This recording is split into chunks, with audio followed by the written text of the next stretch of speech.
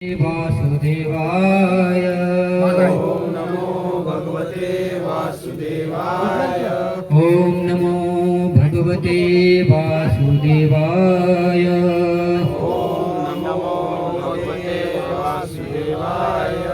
हरे कृष्ण। हरे कृष्ण। तो हम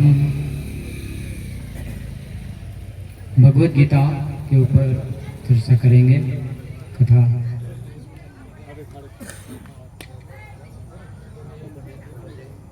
भगवत गीता है, अध्याय 7 है, भगवत ज्ञान है और श्लोक संख्या 14। साधु साधु साधु साधु।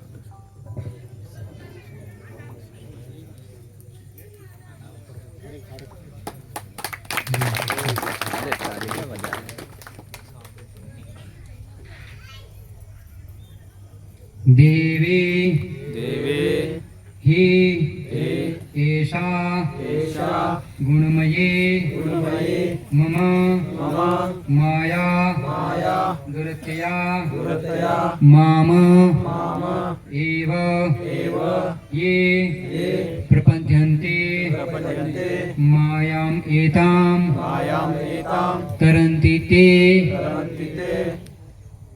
देवी एष गुणमम माया, देवी एष गुणमयी मम माया दुरत्या मामेव ये प्रपद्यन्ते मायामेतां तरन्ति ते। देवी एष गुणमयी मम माया दुरत्या मामेव ये प्रपद्यन्ते मायामेतां तरन्ति ते।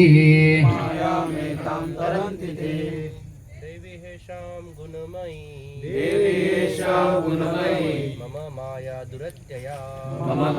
दुरत्यया मामेव ये प्रपद्यन्ते मायामेतां तरन्ति ते। देवी गुणमय्या देवी एषा गुणमयी मम माया दुरत्यया मामेव ये प्रपद्यन्ते मायामेतां तरन्ति ते। मायामेतां तरन्ति ते। देवी दिव्य ही निश्चय है ऐसा यह गुणमयी तीनों गुणों से युक्त मम मेरी माया शक्ति दुरत्या पार कर पाना कठिन दुस्तर माम मुझे एव निश्चय ही ये जो प्रपद्यन्ते शरण ग्रहण करते हैं मायामेतां इस माया के तरन्ति पार कर जाते हैं ते वे। अनुवाद और तात्पर्य श्री शिष्य मदेशी भक्ति वेदांत स्वामी श्री प्रभुपाद के द्वारा। प्रकृति के 3 गुणों वाले इस मेरी देवी शक्ति को पार कर पाना कठिन है, किंतु जो मेरे शरणागत हो जाते हैं वे सरलता से इसे पार कर जाते हैं। तात्पर्य: भगवान की शक्तियाँ अनंत है और ये सारी शक्तियाँ देवी है। यदि भी जीवात्माएं उनकी शक्तियों के अंश है अत देवी है, किंतु भौतिक शक्ति के संपर्क में रहने से उनकी पराशक्ति आच्छादित रहती है। इस प्रकार भौतिक शक्ति से आच्छादित होने के कारण मनुष्य उसके प्रभाव का अतिक्रमण नहीं कर पाता। जैसा कि पहले कहा जा चुका है कि परा तथा अपरा शक्तियाँ भगवान से उद्भूत होने के कारण नित्य है। जीव भगवान की पराशक्ति से संबंधित होते हैं, किंतु अपराशक्ति अर्थात पदार्थ के द्वारा दूषित होने से उनका मोह भी नित्य होता है। अतः बद्ध जीव नित्य बद्ध है, कोई भी उसके बद्ध होने की तिथि को नहीं बता सकता। फलस्वरूप प्रकृति के चंगुल से उसका छूट पाना अत्यंत कठिन है, भले ही प्रकृति अपराशक्ति क्यों न हो, क्योंकि भौतिक शक्ति परिमेच्छा द्वारा संचालित होती है, जिसे लांघ पाना जीव के लिए कठिन है। यहाँ पर अपरा भौतिक प्रकृति को देवी प्रकृति कहा गया है, क्योंकि इसका संबंध देवी है तथा इसका चालन देवी इच्छा से होता है। देवी इच्छा से संचालित होने के कारण भौतिक प्रकृति अपरा होते हुए भी दृश्य जगत के निर्माण तथा विनाश में महत्वपूर्ण भूमिका निभाती है। वेदों में इसकी पुष्टि इस प्रकार हुई है। मायां तुम प्रकृति विद्यान मायन तु महेश्वरम। यदि भी माया मिथ्या या नश्वर है, किंतु माया की पृष्ठभूमि में परम जादूगर भगवान है, जो परम नियंता महेश्वर है। श्वेताश्वर उपनिषद 4:10। गुण का दूसरा अर्थ रस्सी रज्जु है। इससे ये समझना चाहिए कि बद्ध जीव मोहरूपी रस्सी से जकड़ा हुआ है। यदि मनुष्य के हाथ पैर बांध दिए जाए तो वह अपने को छुड़ा नहीं सकता। उनकी सहायता के लिए कोई ऐसा व्यक्ति चाहिए जो बंधा न हो, क्योंकि एक बंधा हुआ व्यक्ति दूसरे बंधे व्यक्ति की सहायता नहीं कर सकता। अतः रक्षक को मुक्त होना चाहिए। अतः केवल कृष्ण या उनके प्रामाणिक प्रतिनिधि गुरु ही बद्ध जीव को छुड़ा सकते हैं। बिना ऐसी उत्कृष्ट सहायता के भवबंधन से छुटकारा नहीं मिल सकता। भक्ति या कृष्ण भावनामृत इस प्रकार के छुटकारों में सहायक हो सकता है। कृष्ण माया के अधीश्वर होने के नाते इस दुर्लभ शक्ति को आदेश दे सकते हैं कि बद्ध जीव को छोड़ दे। वे शरणागत जीव पर अहेतु की कृपा वश वात्सल्य वश ही जीव को मुक्त किए जाने का आदेश देते हैं, क्योंकि जीव मूलतः भगवान का प्रिय पुत्र है। अतः निष्ठुर माया के बंधन से मुक्त होने का एकमात्र साधन है भगवान के चरण कमलों की शरण ग्रहण करना। माँ में वो पद की अत्यंत सार्थक है। माम का अर्थ एकमात्र कृष्ण को, ब्रह्मा या शिव को नहीं। यदि वे ब्रह्मा तथा शिव भी अत्यंत महान है और प्राय विष्णु के ही समान है, किंतु ऐसे रजोगुणी तथा तमोगुणी के अवतारों के लिए संभव नहीं है कि वे बद्ध जीव को माया के चंगुल से छुड़ा सके। दूसरे शब्दों में ब्रह्मा तथा शिव दोनों ही माया के वश में रहते हैं। केवल विष्णु माया के स्वामी हैं, अतः वे ही बद्ध जीव को मुक्त कर सकते हैं। वेदों में श्वेताश्वर उपनिषद 3:8 इसकी पुष्टि तमें विदित्वा के द्वारा हुई है, जिसका अर्थ है कृष्ण को जान लेने पर ही मुक्ति संभव है। शिव जी भी पुष्टि करते हैं कि केवल विष्णु कृपा से मुक्ति प्राप्त की जा सकती है। मुक्ति प्रदाता सर्वेशा विष्णुरेव न संशय। अर्थात इसमें संदेह नहीं है कि विष्णु ही सबों के मुक्तिदाता है। ओम ज्ञानतिमिरन्धस्य ज्ञानञ्जनशलाकया चक्षुरुन्मीलितं येन तस्मै श्रीगुरुवे नमः। श्रीचैतन्यमनोभीष्टं स्थापितं येन भूतले स्वयं रूपकदामय ददाति स्वपदान्तिकम्। जय श्री कृष्ण चैतन्य प्रभु नित्यानंद श्री अद्वैत गदाधर शिवासादि गौर भक्तवृंद। हरे कृष्णा कृष्ण कृष्ण हरे हरे, हरे राम राम राम हरे हरे। हरे कृष्णा। तो यह भगवत गीता अध्याय 7 है, भगवत ज्ञान है और श्लोक संख्या 14। देवी ऐसे गुण मम माया दुरत्य मामे वे प्रपद्यन्ते माया मितां ते तरन्ति ते। तो यहाँ प्रभुपाद तात्पर्य में समझाते हैं कि भगवान की शक्तियाँ कितनी है, अनंत है ना शक्ति। उसमें से मुख्य 3 शक्ति है, बहिरंगा शक्ति, तटस्थ शक्ति और अंतरंगा शक्ति। तो जो ये जीवन में, ये भौतिक जगत में जो बद्ध जीव है, जितने भी 84 लाख योनि हैं, तो वो कौन सी शक्ति में आते हैं? किसी को पता है? किसी ने भगवत गीता पढ़ी है?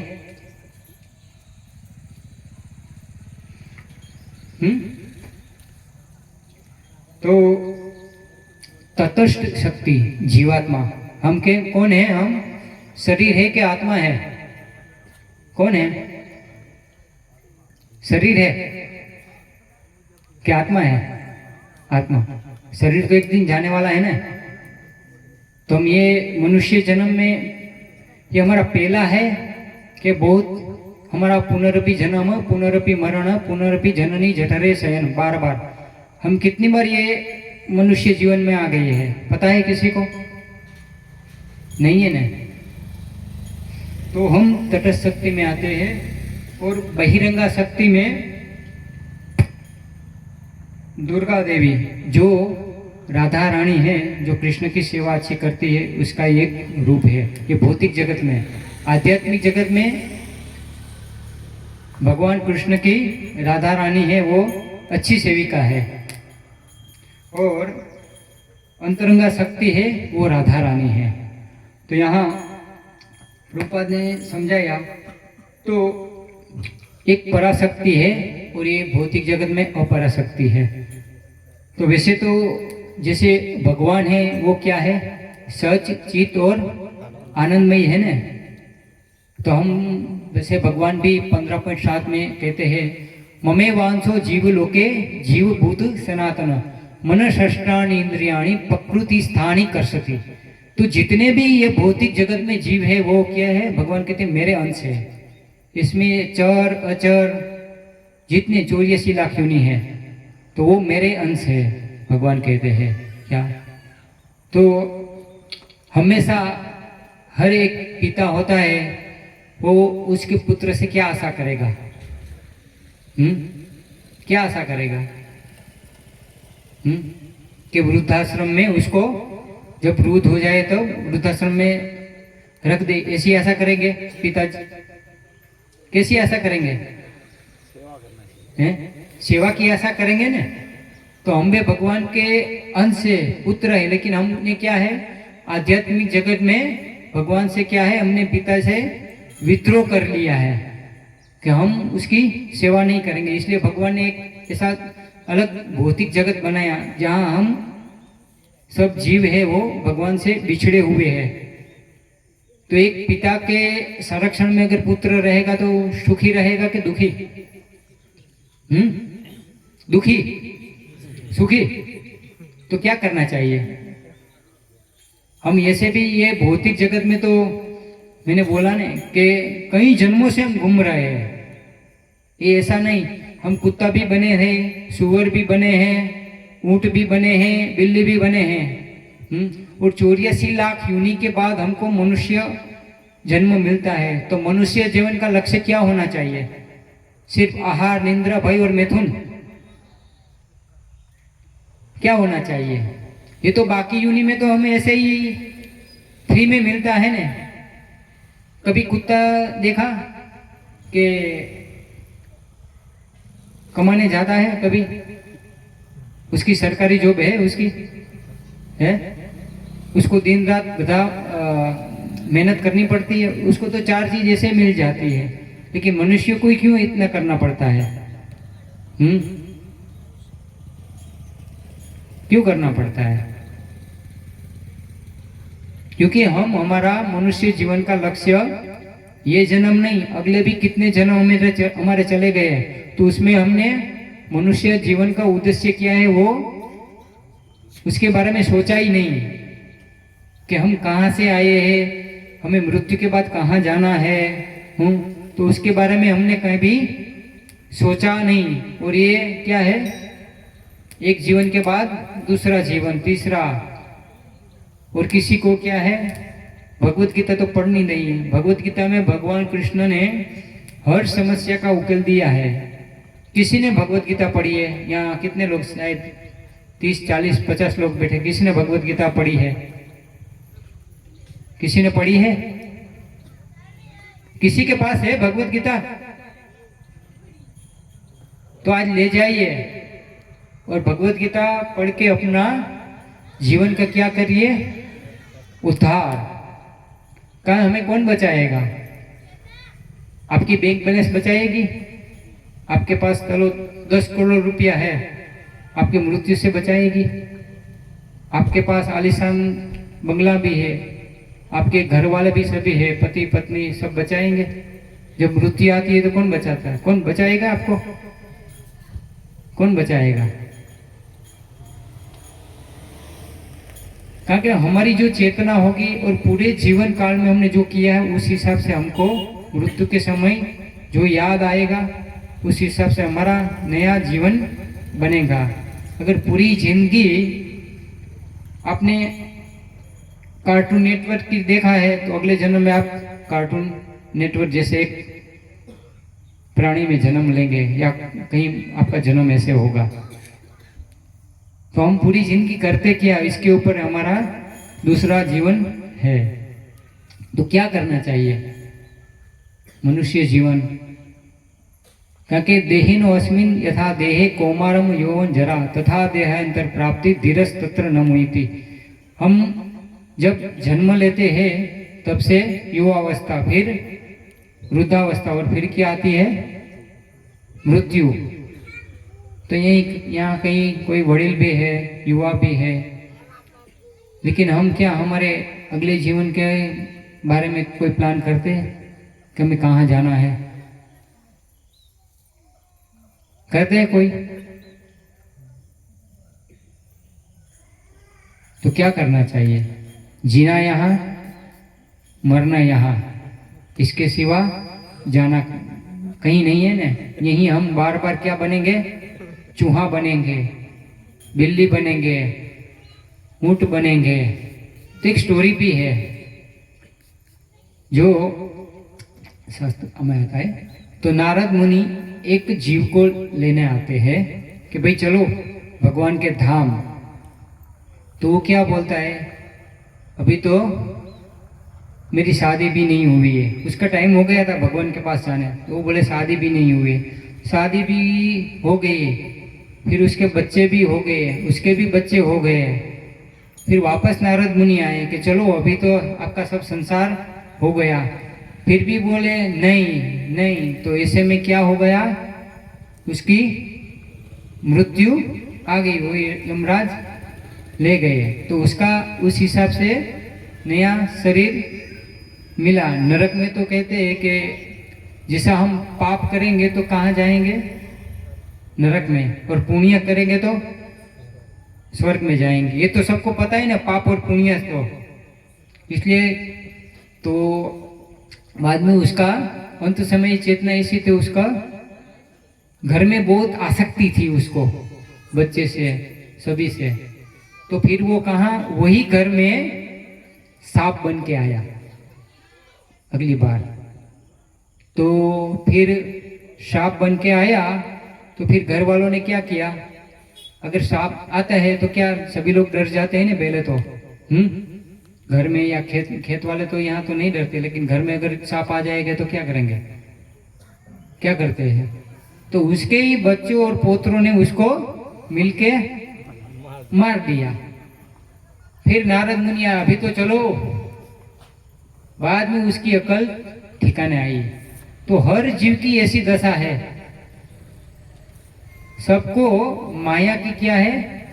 लात पड़ती है, लेकिन कोई सुधरना नहीं चाहते। क्योंकि ये शरीर क्या आपको अच्छा लगता है? जन्म लेना तो माता के गर्भ में भी जब 9 महीना रहना है तो बहुत कष्ट है ना। उसके बाद माता को भी जब बच्चे का जन्म देती उसको भी पीड़ा, बच्चे को भी पीड़ा। फिर यानी बचपन से देखो तो क्या है? सुखमय सृष्टि है किसी की? सुखी है कि दुखी है? लेकिन हमको लगता है कि हम सुखी है। वो क्या है? भगवान की जो माया शक्ति वो भुला देती है। भगवान वैसे भी जब गर्भ में अपने जब एक जीवात्मा जब माता के गर्भ में रहता है तो भगवान से प्रार्थना करता है कि मेरे को बाहर निकालो ताकि मैं आपका भजन करूंगा। लेकिन जब बाहर आता है तो क्या होता है? जो प्रार्थना होती है वो भूल जाता है और ये के माया के चक्कर में फंस जाता है और मृत्यु भी आ जाती है। फिर भी वो भगवान को नहीं बचता। तो यहाँ देखते हैं तो हमें कौन बचा सकते हैं ये जन्म मृत्यु जरा व्याधि के चक्र से? तो हम देखते हैं कि एक कृष्ण ही यहाँ तात्पर्य में लिखते हैं प्रभुपाद कि एक उदाहरण भी अच्छा देते हैं कि यदि मनुष्य का हाथ पैर बांध दिया जाए तो वो अपने को छुड़ा सकता नहीं है। उसको छुड़ाने के लिए कौन चाहिए? दूसरा बंधा हुआ व्यक्ति के जो छूटा हुआ है। तो जो छूटा हुआ है वही है ना। तो उदाहरण से समझा रहे हैं कि ये जन्म मृत्यु जरा व्याधि के चक्र से हमको कौन निकाल पाएगा? एक तो भगवान गारंटी लेते हैं भगवत गीता 18.66 में, सर्वधर्मान परित्यज मामेकम शरणम अहम त्वाम सर्व पापेभ्यो मोक्ष्यामि मा शुच। भगवान कहते कि तू डरिस नहीं, मेरी शरण में आ जाओ। लेकिन हम कोई क्या भगवान की शरण में नहीं जाते, डुप्लीकेट भगवान के शरण में जाते हैं। अभी भी कलयुग चल रहा है, कलयुग में डुप्लीकेट का बहुत जमाना है ना। अभी देखो 2000 की नोट आई तो वो तुरंत डुप्लीकेट हवा गई, बहुत सारी नोट आ गई ना। तो अभी ऐसे भगवान का भी कलयुग में डुप्लीकेट का बहुत बोलबाला है। कोई रियल भगवान को जानते नहीं। भगवान कितने होने चाहिए? 1 या 10 हैं? एक ही होना चाहिए ना। तो वो कौन है? कृष्णस्तु भगवान स्वयं। मैं नहीं बोलता, गीता बोलती है और अलग अलग शास्त्रों में भी उसका रेफरेंस है। तो ब्रह्मा जी भी कहते हैं ईश्वर परम कृष्ण सच्चिदानंद विग्रह अनादिर आदिर गोविंद सर्व कारण कारण। ब्रह्मा जी जो ये सृष्टि की रचना जिसने की है वो भी बोलते हैं कि कृष्ण ही भगवान है, उसके अलावा कोई नहीं है। तो सबसे पहले जीव कौन है? जो ब्रह्मा जी। उसका शरीर कैसा है? हमारी तरह है पंच महाभूत का, पृथ्वी जल अग्नि वायु आकाश मल मूत्र हड्डी का बना है? नहीं, ब्रह्मा जी का शरीर है बुद्धि तत्व से। वो सिर्फ सोचते हैं ना तो पूरा 14 प्लानेट बन जाता है। तो हम देखते कहते हैं ना कि ब्रह्मा जी से लेके एक चींटी तक को भी ये भौतिक जगत में पुनरपि जन्म पुनरपि मरण पुनरपि जननी जठरे शयन, बार बार उसको ये भौतिक जगत में आवागमन करना पड़ेगा। जन्म मृत्यु के चक्र में वो भी रहते हैं। स्वर्ग के देवता देवी देवता, तो देवता और भगवान में क्या अंतर है? तो देवता होते हैं कितने? अनेक। हम कितने बोलते हैं? 33 करोड़। 33 करोड़ देवी देवता है। कितने? और भगवान कितने हैं? एक ही है। वो भी कृष्ण एक ही। तो मैंने पहले बोला ने कि जो राधा रानी है उसका विस्तार दुर्गा है। तो जितने भी देवी देवता है जो 33 करोड़ वो कौन है? भगवान के आज्ञाकारी सेवक है। जैसे मैंने बोला नहीं कि भगवान एक ही होते। वड़ा प्रधान कितने होते हैं? देश का वड़ा प्रधान कितना है? अभी कौन है? कौन है? नाम किसी को पता है? नरेंद्र मोदी है ना। उसके नीचे कितने अलग अलग डिपार्टमेंट सबको दिए हैं ना। रोड का दिया होगा, वाटर का दिया है, इलेक्ट्रिक का अलग अलग। तो इसी तरह ये भगवान की सिस्टम है। उसमें भी भगवान ने वरुण देव है, सूर्य है, फिर इंद्र है, चंद्र है, सबको एक एक अलग डिपार्टमेंट दिया जो वो भगवान की सहायता करते हैं। सभी लोग तो अलग अलग देवी देवताओं को पूजने से भी, जैसे किसी को स्वास्थ्य अच्छा करना है तो किसकी पूजा करेंगे? सूर्य नारायण की ने। लक्ष्मी चाहिए तो अलग अलग पूजा करते हैं ना। पूजा का अलग अलग विधान भी है। लेकिन वो कहाँ से आता है? उसको तो एक शक्ति दी है ना। अगर भगवान की इच्छा नहीं है ना तो आप कितना भी देवी देवता के पास कितना भी कुछ मांग लो नहीं देंगे। आपके भाग्य में ही नहीं है तो भाग्य भी है ना। पुनर्जन्म में कोई विश्वास करते हैं कि नहीं करते? करते हैं। पुनर्जन्म है नहीं है ना। बहुत सारे शास्त्र में लिखा है पुनर्जन्म है। इसका बहुत सारे शास्त्र में एविडेंस भी है। तो देवी देवता अनेक है और भगवान एक ही है। और वो जो देवी देवता है वो कौन है? भगवान के अंश है, उसकी आज्ञाकारी सेवक है। और भगवान है क्या है? परिपूर्ण। हम देखते हैं जितने भी 33 करोड़ देवी देवता है उसके हाथों में कुछ न कुछ शस्त्र है, लेकिन भगवान कृष्ण के हाथ में क्या है? सिर्फ मुरली बजाते हैं। जैसे एक रिलायंस कंपनी है, मुकेश अंबानी उसका मालिक है, बराबर, तो क्या उसको सब काम करना पड़ेगा? हैं? वो तो सिर्फ इशारा ही करेगा ना, उसको मैनेजर, उसके सभी डिपार्टमेंट अलग है, तो उसको क्या है? सबको सिर्फ इतना बोले मेरे को रोज का इतना प्रोडक्शन चाहिए, वो काम करेगा? कभी बॉस काम करता है? देखा है? तो ये कृष्ण है बॉस सबसे, सबके, और बाकी देवी देवता है उसके अंडर में, वो उनकी आज्ञाकारी सेवक। तो उसको भी हम देवी देवता का अपमान नहीं करते, वो भी एक वैष्णव है, हम उसका भी सम्मान करते हैं।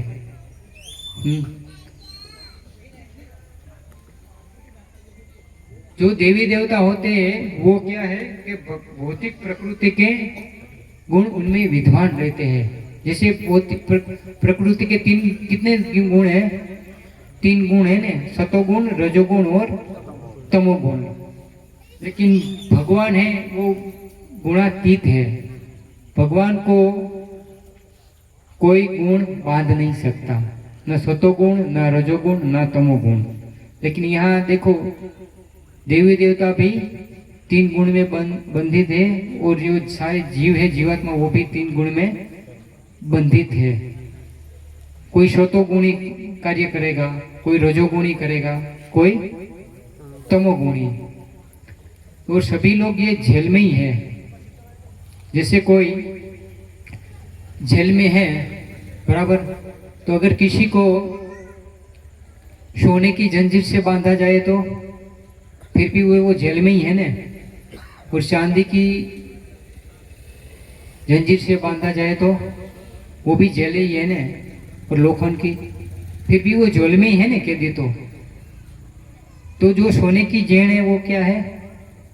सतोगुण है, चांदी की है वो रजोगुण, और जो लोखंड की है वो तमोगुण। तो सतोगुण में कौन रहते हैं? जो जल्दी ब्रह्म मुहूर्त में उठते हैं वो सतोगुण में रहते हैं हमेशा। ब्रह्म मुहूर्त कब होता है स्टार्ट, पता है किसी को? 3:30। तो 3:30 से 9 बजे का जो टाइम है वो सतोगुणी है। तो सतोगुण में क्या करना चाहिए? अभी तो जो सतोगुण में नहीं उठते ना वो पहला पाप करते हैं। कोई 8 बजे उठेंगे, 10 बजे, 7 बजे, तो वो देखो पदम पदम पर विपदा है, और ये हर जीव जाने अनजाने में पाप तो करता है, पुण्य भी करता है। तो पहला अगर कोई सतोगुण में जो जीव नहीं उठता, वहां से उसका पहला पाप चालू हो जाता है। तो सतोगुण में उठ के क्या करना चाहिए? यहाँ क्या प्रभात फेरी निकलती है हरि नाम की, कई जगह निकलती है। तो सुबह 3:30 बजे निकल के वो क्या है? हरे कृष्णा कृष्ण कृष्ण हरे हरे, हरे राम राम राम हरे हरे। तो आध्यात्मिक में रुचि लेते हैं। जैसे भगवत गीता कोई पढ़ेगा, भागवतम पढ़ेगा, या राधा कृष्ण की सेवा करेगा, बराबर। और 9 से शाम को 6 बजे तक कौन सा गुण होता है? रजोगुण। सबको क्या पैसा कमाना है, इसलिए क्या है सब भागा दौड़ी करते हैं ना, है? 9 बजे तुरंत क्या, अगर लेट जाएंगे तो क्या बॉस का फोन आ जाएगा ना, तो क्या है वो टाइम क्या है? रजोगुणी। और 6 से रात्रि तक क्या है? तमोगुणी एक्टिविटी होती है। तमोगुणी में क्या करेंगे? सो जाएंगे ज्यादा। संध्या के टाइम भी नहीं सोना चाहिए, वो भी अपराध है। तो तमोगुणी, तो अभी तो कलयुग है, घोर कलयुग। तो तमोगुणी लोग क्या करेंगे? उसका आहार क्या होता है पता है? तमोगुणी का मांसाहार, नशा, फिर जुआ, जुआ भी खेलते हैं। 4 पाप कर्म करते हैं ना, नशा, मांस, जुआ और व्यभिचार, तो उसमें हमेशा लिप्त रहते हैं। और रजोगुणी का क्या होता है कार्य? अधिक धन इकट्ठा करना। एक बंगला है तो 2 बंगला बनाना, लेकिन वो 2 बंगले में रहने वाला नहीं। एक बंगले बनाने में आधी से ऊपर जिंदगी चली जाती है, दूसरा बनाएंगे तो तब तक तो क्या होगा? राम नाम सत्य है, राम नाम सत्य है, और सभी लोग बोलते हैं, लेकिन मरने के बाद नहीं, जब जिंदा है तब लेना चाहिए, तो उसका आपको बेनिफिट मिलेगा। जैसे बैंक में भी आप लक्ष्मी की पैसा रखते हैं ना, अकाउंट तो सभी के पास अभी होता है, तो धनराशि कहाँ जमा करते हैं? बैंक में ना। तो वो बैंक में तो अभी बहुत फ्रॉड हो रहा है। कौन सा फ्रॉड? साइबर। 1 सेकंड में आपका लाखों क्या करोड़ों रुपया निकाल लेते हैं। तो वो बैंक अच्छी है कि हरि नाम की बैंक अच्छी है? कौन सी बैंक अच्छी है? हरे कृष्णा कृष्ण कृष्ण हरे हरे, हरे राम राम राम हरे हरे। आपको कौन सी बैंक बचाएगी? हरि नाम की ने। अगर अंत समय आपने ये जो हरि नाम की बैंक है में उसमें थोड़ा थोड़ा भी पूंजी जमा की, तो अंत समय आपको वो बचाएंगी। तो एक भागवतम में भी एक उदाहरण है, जो अजामिल था। अजामिल क्या था? ब्राह्मण था, लेकिन पहले उसने भगवान विष्णु की सेवा की थी जब छोटा था। उसके पिताजी ब्राह्मण थे, तो वो बाग में से फूल इत्यादि उसको चुन के देता था। पर अचानक ही उसने जब फूल की सेवा कर रहा था, तो एक बगीचे में एक वेश्या और को देखा जो आलिंग कर, तो उसकी चेतना दूषित हो गई। और फिर वो वेश्या को उसकी पत्नी, पिता, माता होते हुए भी वो वेश्या को उठा के लाया और अपनी माता पिता को निकाल दिया, अपनी पत्नी को छोड़ दिया, और वेश्या के साथ उसने संभोग किया और 10 पुत्र उत्पन्न किए, और वो चोर, डाकू, लुटेरा हो गया। कहाँ ब्राह्मण था, उसका पतन हो गया। देखो, लेकिन उसने एक छोटे लड़के का नाम क्या रखा था? नारायण। तो देखते हैं कि घरों में सबसे छोटे बच्चा जो होता है ना, उससे लगाव रहता है ना, बड़े से लगाव नहीं रहेगा, छोटे से बहुत लगाव रहता है। तो उसको हर समय क्या बोलता था? नारायण आजा बेटा ये खा ले। तो पूरा उससे आसक्ति हो गई थी। तो अभी देखते कि कलयुग में तो अभी क्या है, सभी लोग क्या भगवान के नाम से अपने बच्चे का नाम रखते। पहले राम रखते थे, श्याम, अलग अलग भगवान के नाम से, माधव रखते थे, बराबर ने। अभी क्या रखते हैं? चिंटू, पिंटू। तो आपको भगवान के सामने मरने के समय ये याद आएगा तो क्या होगा? हैं? तो पहले के जमाने में सबको पता था जो के भगवान का नाम रखते, तो उसने नारायण रखा था। तो इसमें उसकी उम्र हो गई और यम के दूत आ गए, तो वो डर गया। जब यम के दूत आते हैं ना, जब मृत्यु हमारी आती है, तब कहते हैं कि शास्त्र में लिखा है कि हमको 100 बिच्छू काटते हैं ना, उतनी वेदना होती है जब। और यम के दूत के साथ 2 बड़े बड़े कुत्ते आते हैं, तो सब लोग वो कुत्ते को देखते ही उसका मलमूत्र छूट जाता है। अभी कहीं जगह कहीं बड़े बड़े आदमी घर में क्या पालते हैं? कुत्ते ने। वो कौन से? जर्मन शेफर्ड, उससे भी डरते हैं। तो उससे तो और डरावने होते हैं ये कुत्ते। तो जब उसकी अजामिल को जब लेने आए, तो उसने किसको बुलाया?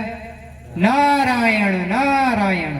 तो तुरंत विष्णु दूत आ गए कि भाई इसको भी आप ये आत्मा को नहीं ले जा पाएंगे, क्योंकि उसने भगवान का सिर्फ एक नाम बोलने से वो जितने भी पाप थे वो उसके धुल गए।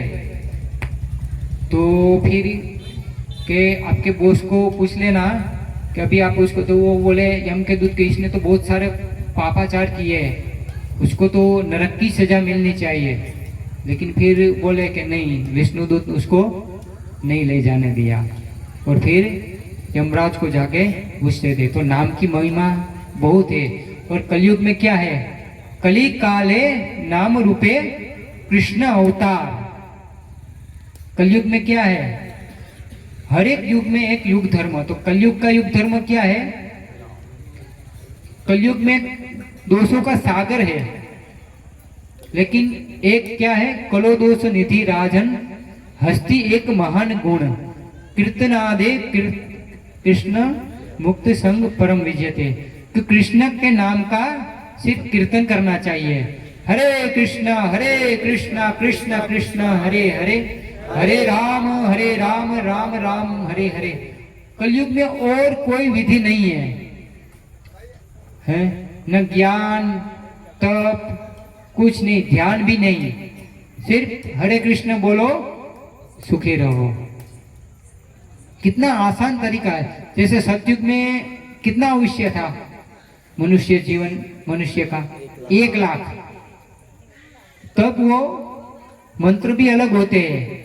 तब था ओम नमो भगवते वासुदेवाय सब लेते थे। और 1 लाख का आयुष्य था। तब सभी लोग ध्यान धारणा 70-75 साल तक 1000 तक करते थे और उसकी प्राप्ति करते थे। फिर क्या आया सतयुग के बाद, त्रेता। त्रेता में और आयुष्य 1 0 कम हो गया, 10,000। फिर द्वापर में 1000। और कलयुग में क्या है 100। क्या अभी 100 साल की आयुष्य जीते हैं सभी लोग? जो पुराने होंगे न हमारे वडील, उसका खान पान, उसका मन भगवान में लगा था तो वो जीते हैं। 100 क्या 110 125 तक भी जीते हैं। लेकिन अभी के देखते हैं 60 साल में क्या होता है, राम नाम सत्य है हो जाता है।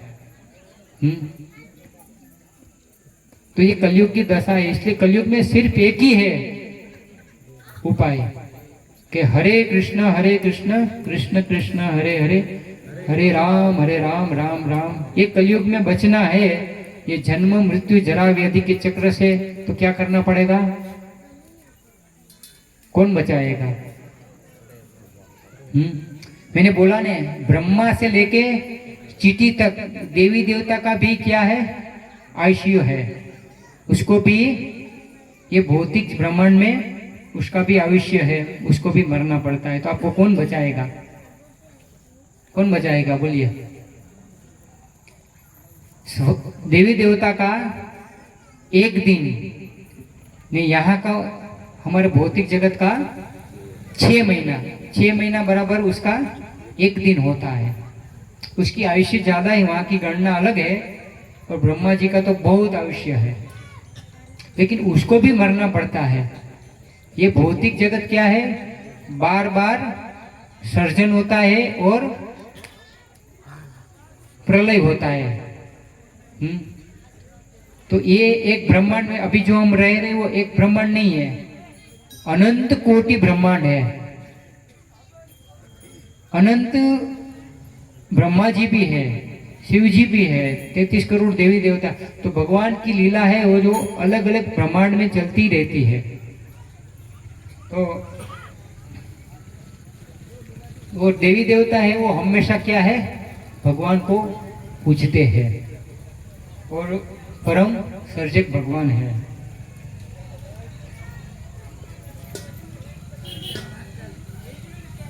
तो जो भौतिक जगत की का संचालन करने के लिए देवताओं को विविध शक्ति कौन प्रदान करते हैं, भगवान श्री कृष्ण करते हैं। इसलिए बोला ना, आप देवी देवता से कुछ भी मांगेंगे, अगर देवी देवता दे भी देंगे, लेकिन वो भी क्या है, नाशवंत है। लेकिन जो कृष्ण देंगे ना वो शाश्वत रहता है। तो कृष्ण को पता है इसका, ये जीव का हित किस में है और अहित किस में है। तो शिव जी ने भी भस्मासुर को एक वरदान दिया था, पता है कथा शिव जी की है? भस्मासुर ने जो गला काट के शिव जी को तपस्या की थी और शिव जी प्रसन्न हो गए थे। तो फिर उसने एक क्या कुदृष्टि उसकी पार्वती के ऊपर की और शिव जी को क्या करना, मारने का प्रयास किया। तब शिव जी भी कुछ कर नहीं पाए, भागे और किसकी शरण ली, विष्णु की। એટલે विष्णु भगवान तब कहते हैं कि शिव जी को भी कहते हैं कि ऐसे वरदान मत दिया करो ताकि मेरे को आना पड़े। ब्रह्मा जी ने भी किसको ऐसा वरदान दिया था ताकि भगवान श्री कृष्ण को नरसिंह अवतार लेना पड़ा। हिरण्यकशिपु को क्या वरदान दिया था, ना दिन में रहूं मरूं रात में।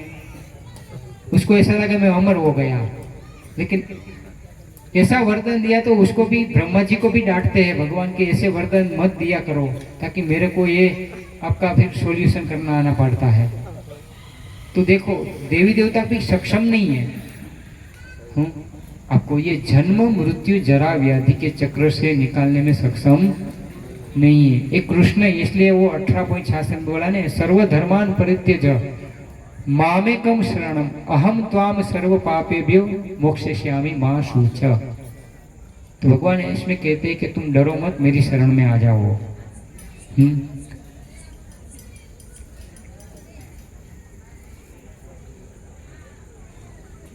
और जो देवी देवता होते हैं वो परमेश्वर की इच्छा के अधीन रहते हैं। वो कृष्ण की इच्छा के विरुद्ध नहीं जाएंगे कभी। वैसे भी गए हैं, देखो जब गोवर्धन पूजा तब इंद्र नाराज हो गया था, पता है ना कि मेरी पूजा क्यों नहीं करते इंद्र, बारिश तो मैं देने वाला हूं ना। तो उसने क्या है, वृंदावन में समर्थक बादल भेजे जो पूरे गांव को डुबा सकता है, और पूरे पत्थर की तरह बारिश के टुकड़े हो रहे थे। लेकिन भगवान ने क्या है, सब वृंदावन वासी को क्या है, गोवर्धन उठा के बचा लिया ने। और इसके 8 दिन के बाद वापस जब भगवान सत्यभामाओं को लेके स्वर्ग में जाते हैं, पारिजात का वृक्ष मांगते हैं, तब भी उससे झगड़ा दिया। कोई किसी दोस्त से झगड़ा करेगा तो क्या होगा हालत उसे। अगर कोई रिलायंस कंपनी का वर्कर है या मैनेजर, वो मुकेश अंबानी से अगर झगड़ा करेगा तो क्या होगा, उसकी अच्छी हालत होगी। या उससे फ्रॉड करेगा तो क्या करेगा है? उसकी हालत क्या होगी, या तो उसको निकलना पड़ेगा ना। तो फिर इससे पहले तो उसने स्तुति अच्छी तरह की, वापस वो भूल जाता है। कहा कि देवी देवता भूल जाते हैं कई बार। ये भौतिक जगत के हम जीव है, हमको भी अगर मान प्रतिष्ठा मिले या हमारे पास अचानक लक्ष्मी आ जाए, बंगला हो जाए, गाड़ी आ जाए, तो हमको क्या आ जाता है, अहंकार आ जाता है ना, मिथ्या के जो मेरे पास फॉर्च्यूनर है, इनोवा है, मैं 50 करोड़ के बंगले में रहता हूँ, मेरे पास इतनी संपत्ति है, मेरे पास इतने वर्कर है, तो अहम आ जाता है ना कहीं कहीं। तो अहम क्या है, एक पतन का कारण है। इसलिए देवी देवता को भी बार बार अहम आ जाता है, लेकिन उसको पता नहीं कि शक्ति कहाँ से आती है। कहा कि भौतिक जगत के जीव क्या है, भूल करते हैं हमेशा।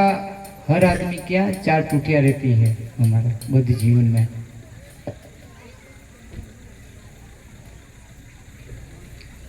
जो देवी देवता का, तो जो भगवान का जो शरीर होता है, क्या मैंने बोला, सच चित और आनंदमय, वो कभी मरते भी नहीं, बूढ़े भी नहीं होते हैं।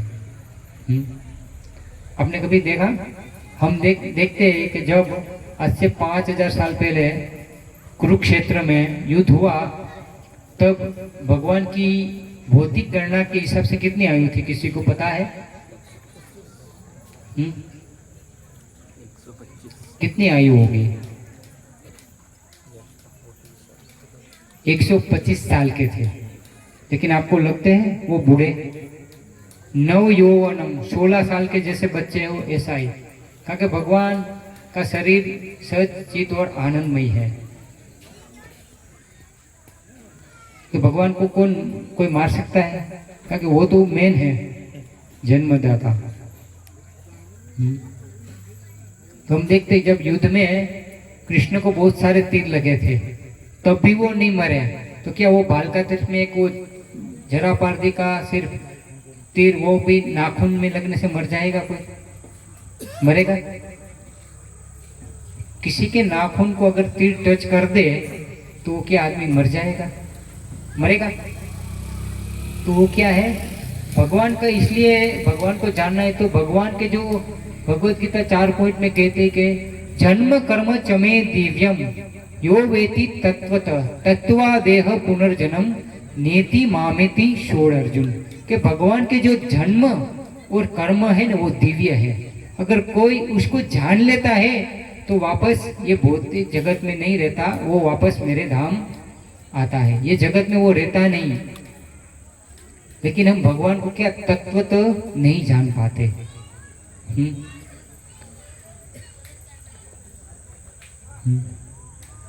तो भगवान को जान लेने से क्या होता है, हमारी सारी चिंताओं का समाधान हो जाता है।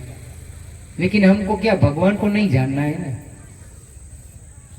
जानना है भगवान को।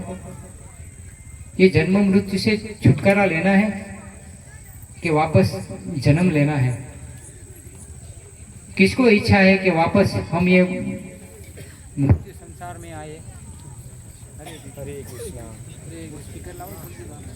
हरे हूँ आदि देविक, आदि भौतिक और आदि आध्यात्मिक क्लेश हमेशा हर जीव को सताएगा। क्या? तो हम कहाँ थे? क्योंकि कलयुग के जीव है, तुरंत भूल जाते हैं हम। हल्का तीर्थ।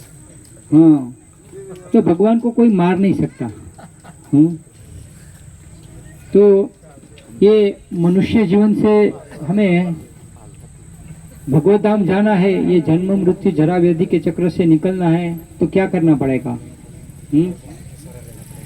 एक तो क्या है, भगवत गीता पढ़नी पड़ेगी, और रोज क्या करना पड़ेगा?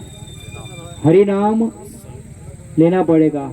हरे कृष्ण कृष्ण कृष्ण हरे हरे, हरे राम राम राम हरे हरे। तो क्या करना चाहिए? ये भौतिक जीवन अच्छा तो है ही नहीं। क्या अच्छा है? सबको अच्छा लगता है यहाँ रहना? बार बार जन्म मृत्यु जरा व्याधि, जन्म होता है, फिर बुढ़ापा आता है, फिर व्याधि आती है और रोग भी आते हैं ना। तो अभी कोई जीव सुखी है? यहाँ जितने बैठे वो सभी लोग सुखी है? सुखी है? कितने लोग सुखी है? वो हाथ ऊंचा ऐसे करिए, कितने लोग सुखी है? ये यहाँ कोई है? कोई नहीं है। तो क्या करना चाहिए ये दुख का निवारण करने के लिए? है क्या करना चाहिए? है हरे कृष्णा कृष्ण कृष्ण हरे हरे, हरे राम राम राम हरे हरे। तो क्या करना चाहिए? हरे कृष्ण महामंत्र का जप करना चाहिए। और रोज हमारे पास बहुत सारे शास्त्र भी है, गीता है, रामायण है, कृष्ण है, भागवतम, तो उसका रोज अध्ययन करना चाहिए, ताकि हमारी जो चेतना में दष्ट लगी है काम, क्रोध, लोभ, मोह, मद, उससे हमें छुटकारा मिल पाए। क्योंकि जब तक हम शास्त्र का अध्ययन नहीं करेंगे तब तक हमको विवेक बुद्धि नहीं आएगी कि हमें क्या करना है और क्या नहीं करना है।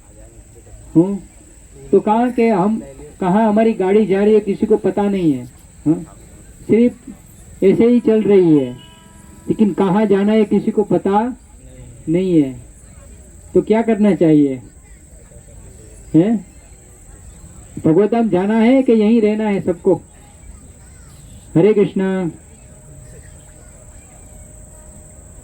हरे कृष्णा कृष्ण कृष्ण हरे हरे, हरे राम राम राम हरे हरे। तो देवी देवता को भी सम्मान देना चाहिए और उसकी भी पूजा शास्त्र में विधि दी है, लेकिन क्या है कि वो आपको ये जन्म मृत्यु जरा व्याधि के चक्र से नहीं निकाल पाएंगे। बहुत सारी विधि है, लेकिन आप कृष्ण के शरण में जाएंगे तो वो आपको ये जन्म मृत्यु जरा व्याधि के चक्र से निकाल पाएंगे। तो हम देखते हैं कि सभी लोग क्या है, ज्यादातर लोग किसके पीछे है? अभी लोग इसके पीछे है ना। सभी को क्या चाहिए? 1 करोड़ से 2 करोड़ बनाना है ना। और 10 करोड़ वाला क्या सोचता है? 20 करोड़। 50 करोड़ वाला 100 करोड़। तो कोई लोग क्या है, संतुष्ट है ही नहीं है।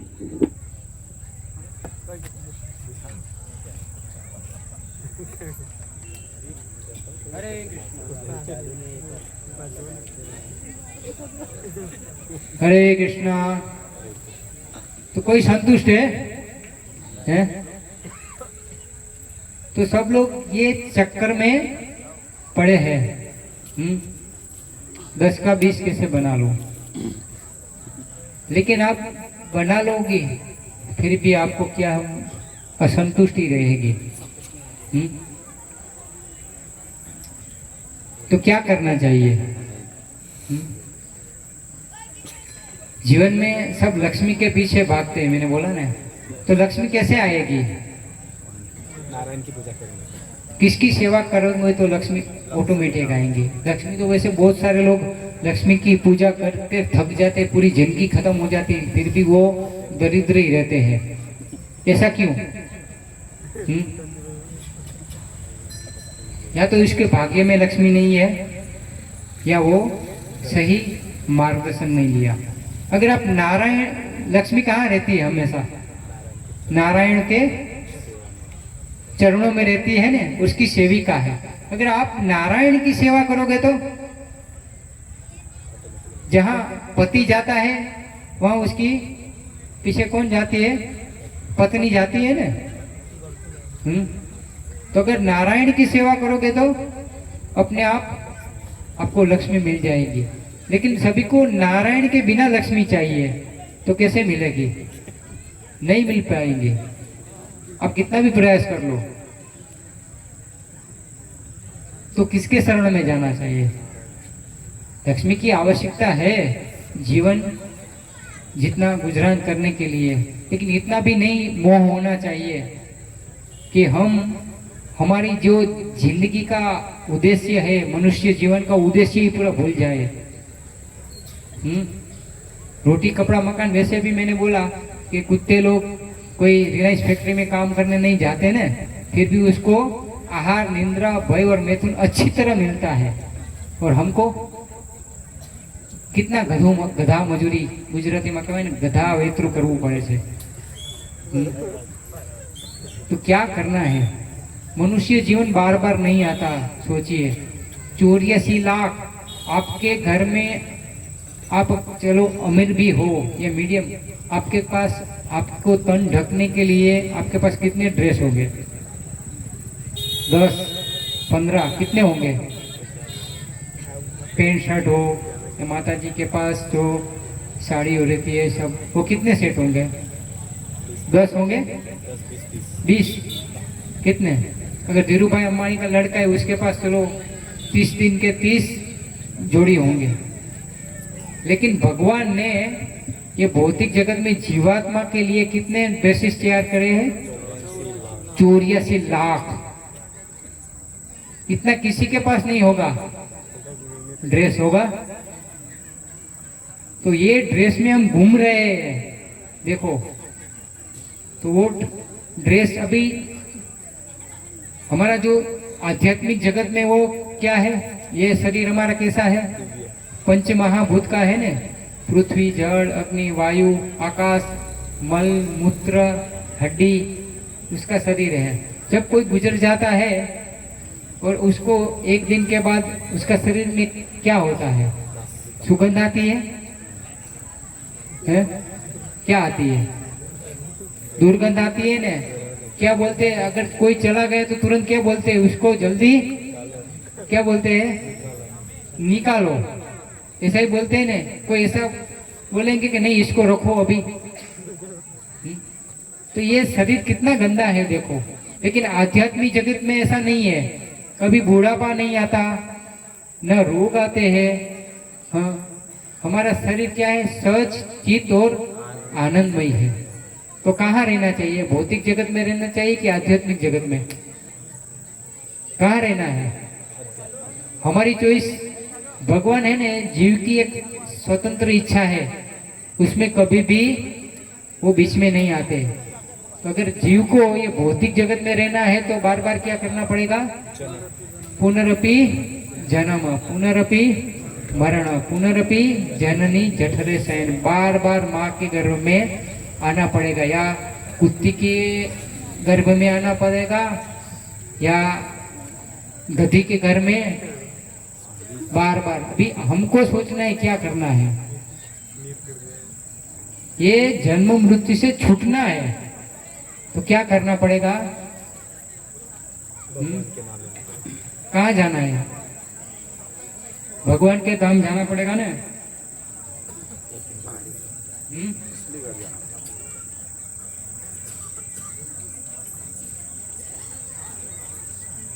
वैसे तो बोलने के लिए बहुत है,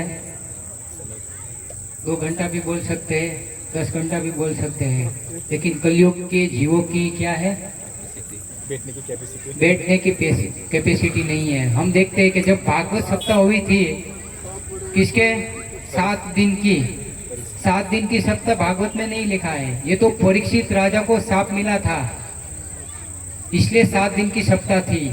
और सुखदेव गोस्वामी ने उसको भागवत सुनाया था। 7 दिन नॉन स्टॉप, 168 हॉर्स, 168 घंटा, न वो सोए, न कोई टी ब्रेक हुआ, न खाए।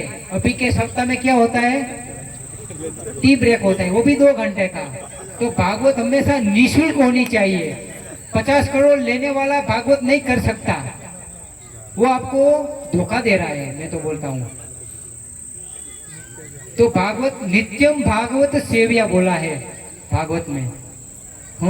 और 7 दिन की तो परीक्षित राजा को 7 दिन का शाप था, इसलिए वो 7 दिन का टाइम था उसके पास। और वो कहाँ गए थे? सीधा वैकुंठ। उसको देखो, जब उत्तरा के गर्भ में थे तब भी भगवान ने उसको बचाया था ना, दर्शन दिया था।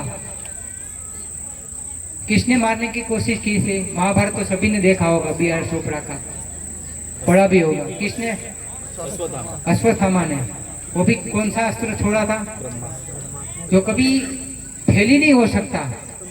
जो ब्रह्मास्त्र। अभी के जो अणुबोम है ना, अणुबोम, न्यूक्लियर, वो भी अभी फेल हो जाएंगे, अभी डालेगी ना तो, लेकिन ब्रह्मास्त्र कभी फेल नहीं होता, ऐसा अस्त्र है। लेकिन वो भगवान की कृपा से क्या है? परीक्षित को बचाया। तब से वो परीक्षित राजा भगवान को ढूंढ रहे थे।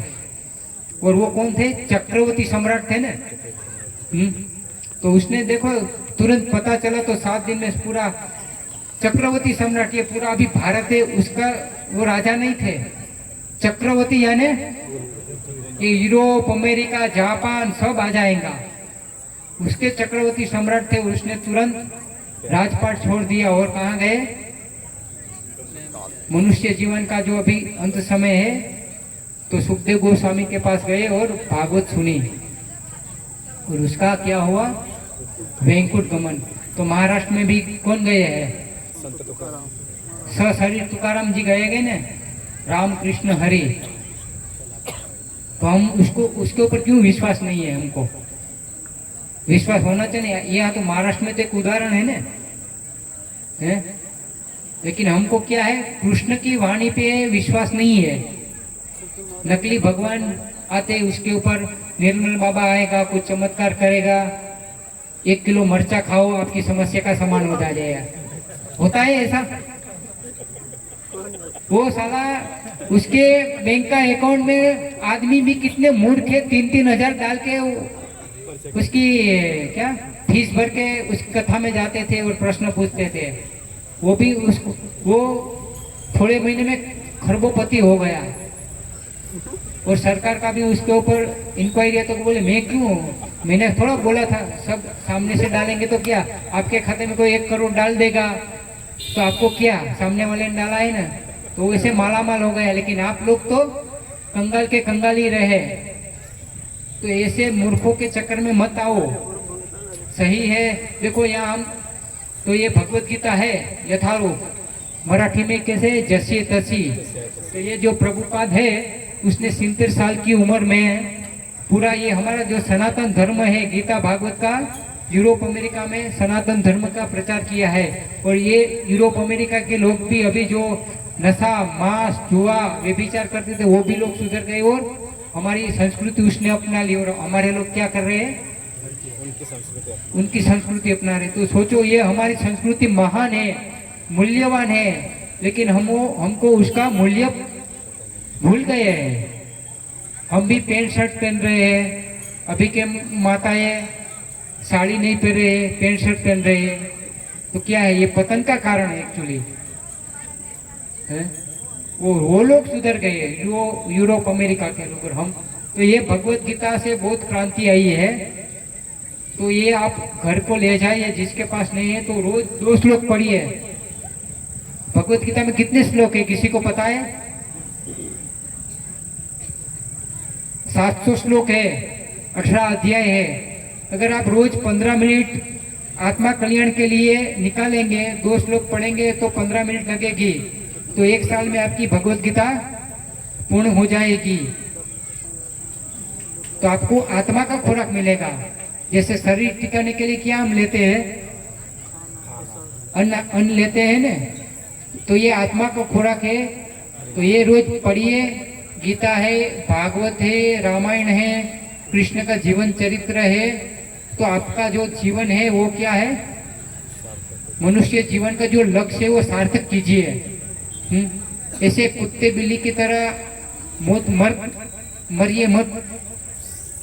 हमारा जीवन ऐसा ही हो गया है ना, कभी एक्सीडेंट में चले जाते हैं, ऐसे चले जाते हैं, तो जीवन के कोई वैल्यू ही नहीं रही हमको।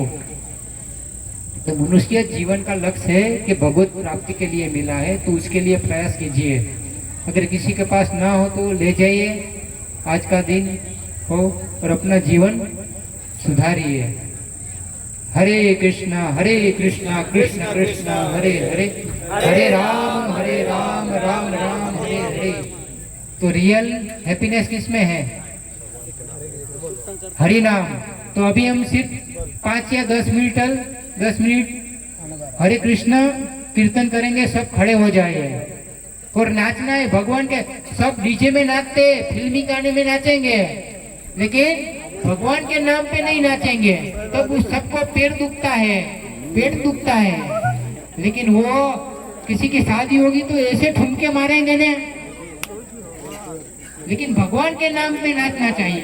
तो हम थोड़ा आज जोरदार 10 मिनट हरि नाम संकीर्तन करेंगे, सभी उत्साह से नाचिए। और सभी के लिए पूरा प्रसाद, कृष्ण प्रसाद लाए हैं और अच्छी तरह लीजिए। हरे कृष्णा।